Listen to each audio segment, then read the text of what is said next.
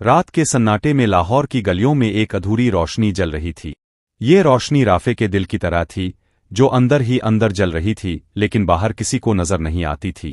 رافع ایک درمیانے درجے کی نوکری کرتا تھا، اس کی ماں بیمار رہتی تھیں اور والد بچپن میں دنیا سے چلے گئے تھے۔ رافع کی تنخواہ اتنی ہی تھی کہ گھر کا خرچ نکل سکے اور دوائی آ سکے، لیکن اس کی آنکھوں میں خواب اب بھی زندہ تھے۔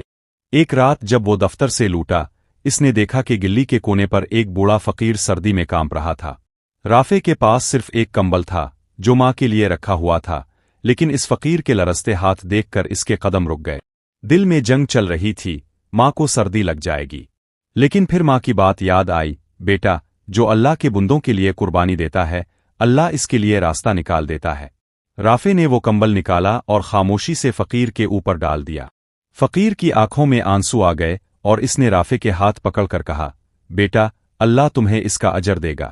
رافع گھر آیا تو ماں نے دیکھا کہ کمبل نہیں ہے، مگر رافع کے چہرے کی سکون کو دیکھ کر ماں نے کچھ نہ کہا، صرف مسکرا کر دعا دے دی۔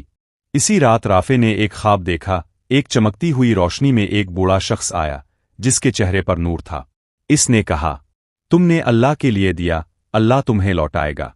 صبح جب رافع دفتر گیا، اسے پتہ چلا کہ اس کی محنت اور ایمانداری کی وجہ سے اسے ترقی مل گئی ہے۔ اس کی تنخواہ دگنی ہو گئی تھی اور اسی دن اس کا پرانا قرض بھی ختم ہو گیا۔ اس رات رافع نے بازار سے ماں کے لیے نیا کمبل اور دوائیاں لے اور گلی کے کونے پر جب اس فقیر کو تلاش کیا تو وہ وہاں نہیں تھا۔ رافع نے بہت ڈھونڈا، لیکن وہ فقیر کبھی نہیں ملا۔ رافع نے اس لمحے سمجھا کہ بعض اوقات اللہ خود کسی بندے کی شکل میں آ کر تمہیں آزماتا ہے، اور اگر تم اس آزمائش میں پورے اتر جاؤ تو تمہیں اس سے زیادہ دے دیتا ہے جتنا تم نے دیا ہوتا ہے۔